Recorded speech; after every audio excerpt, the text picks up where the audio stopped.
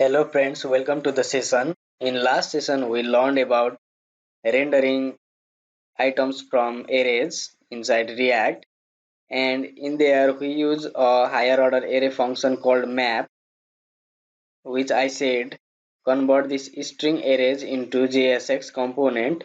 So how does this map operate?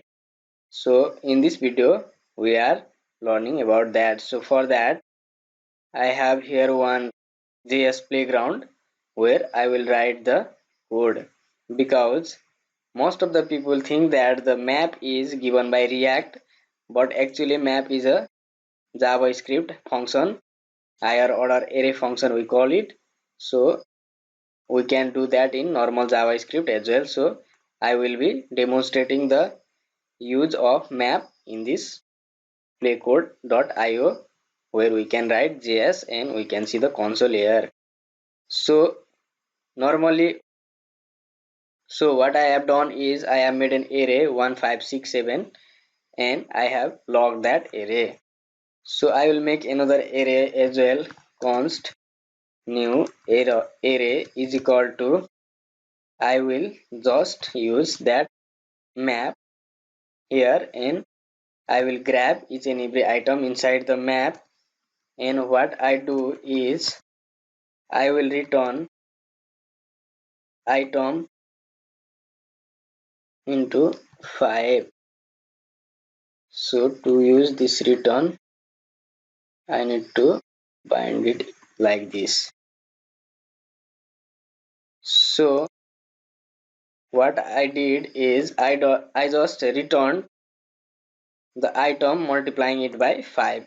So let's log that new array, new as well, new this as well. So our array is 1567, but our new array is each and every item of the array multiplied by 5.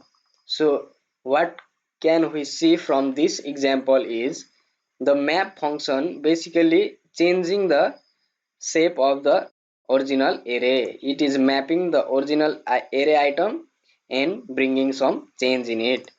So in React, what happened is, let me bring the React array there. So let's see, the array is like this. So the multiplied by 5 with string is not possible, so it is getting nan. But what we did is, let's see, we return certain list item, right? So let me return that list item here. So I am using template literals here, and here I am writing list item, and inside here we just bring item, which is, and I will close the list item here. So we have the string, and it is mapped to the something called look like